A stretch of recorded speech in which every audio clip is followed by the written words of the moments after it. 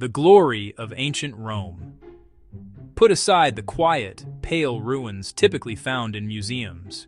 Imagine it is the year 125 AD. While much of the globe still resided in simple settlements of wood and mud, Rome radiated like a beacon of gold and white marble beneath the Mediterranean sun. What follows isn't fantasy, it is a vivid restoration of one of history's most dominant cities.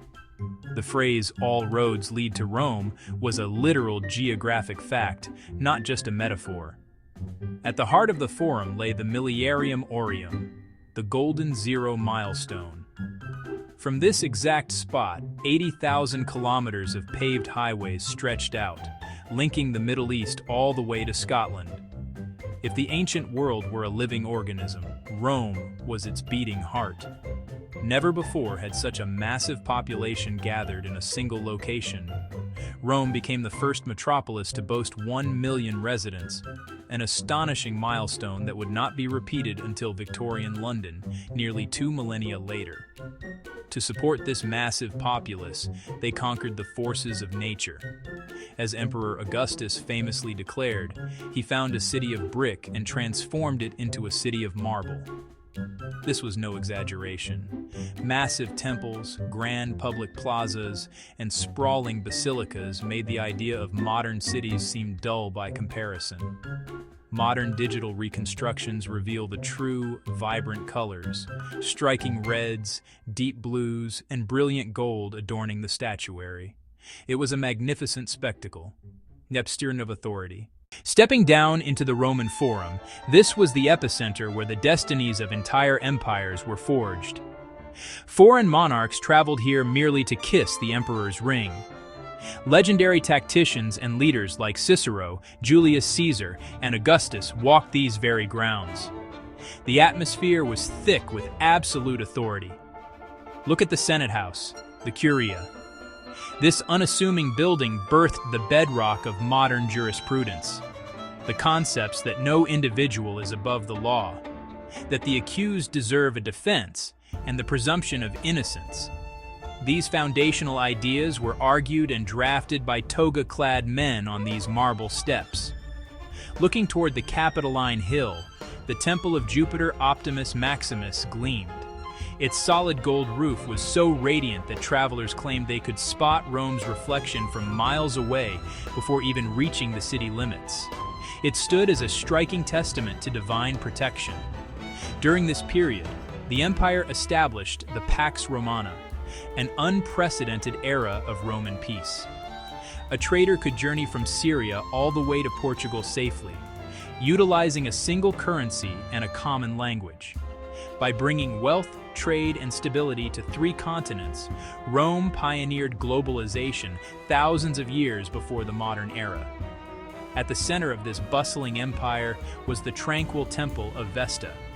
Its eternal flame symbolized the city's immortality, guarded by the Vestal Virgins, who were among the most revered figures of antiquity.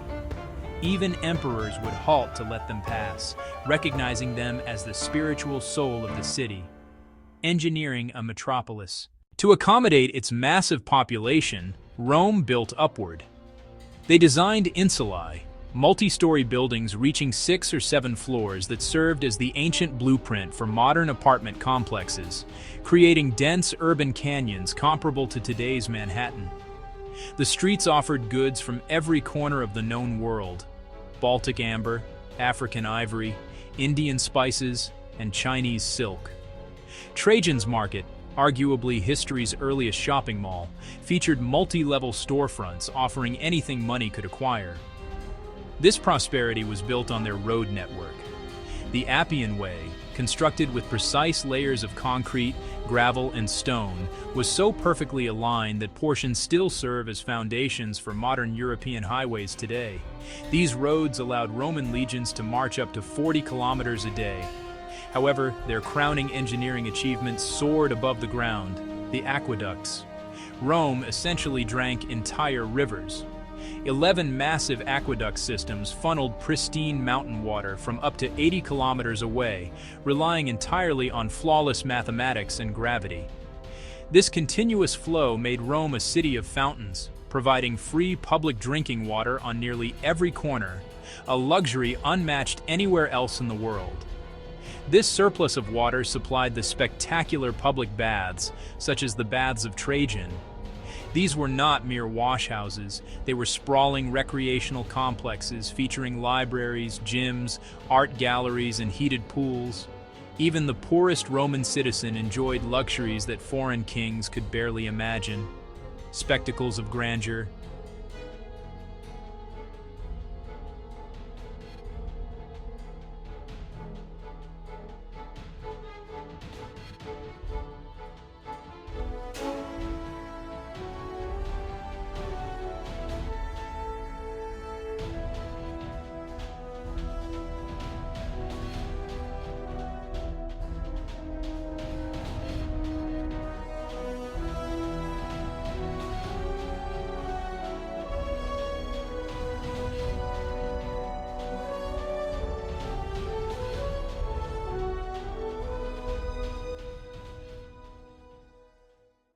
At the city's core stood the Colosseum, the grandest entertainment venue ever constructed.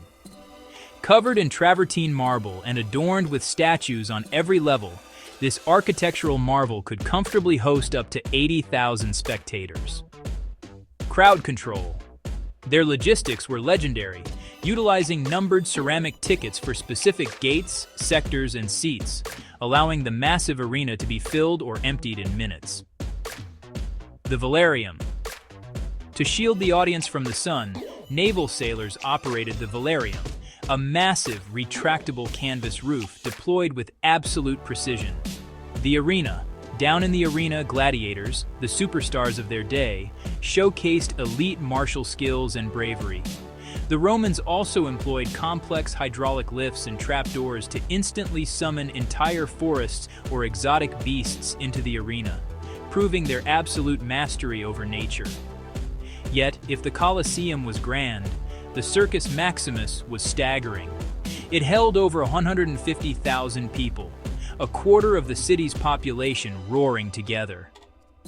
Here, the thrilling chariot races took place. The fierce competition between the four main factions, reds, whites, blues, and greens, was a unifying national obsession. Champion racers amassed unimaginable fortunes.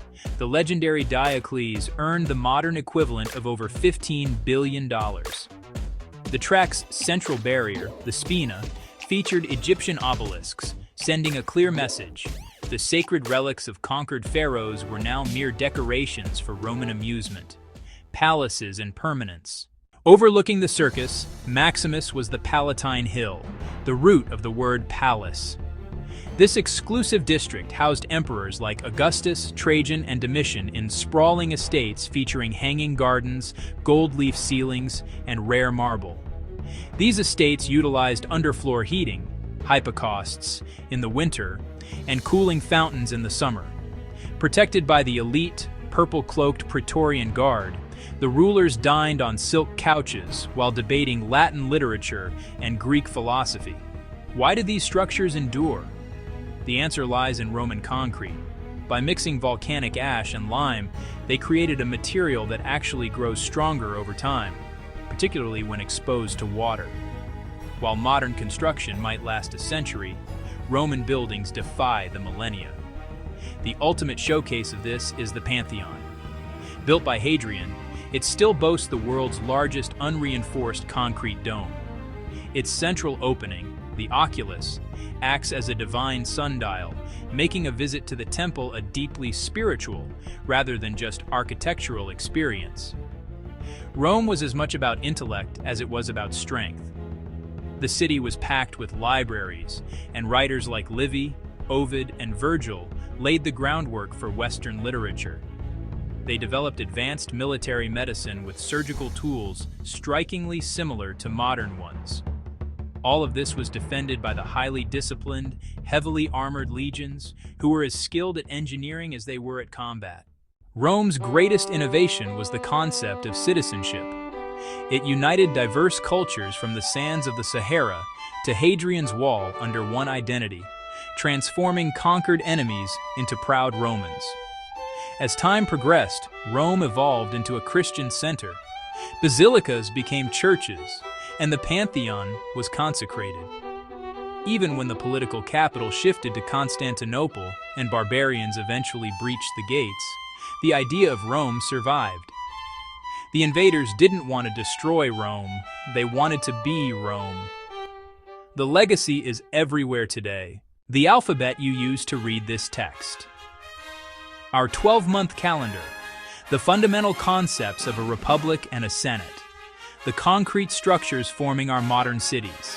Global capitals like Washington and Paris mirror Roman arches and domes because Rome permanently established the visual language of authority and beauty.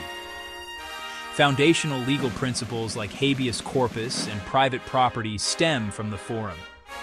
Even the English language is heavily reliant on Latin, with everyday words like audio, video, and data, reminding us that Rome still speaks through us every day. Rome stands as a testament to what can be achieved through immense ambition, engineering, and organization. Reconstructing its vibrant past helps us understand the true origins of modern urban life. The physical empire may have fallen, but its engineering conquered time itself. With every new subway line dug in Italy, more ancient treasures are unearthed.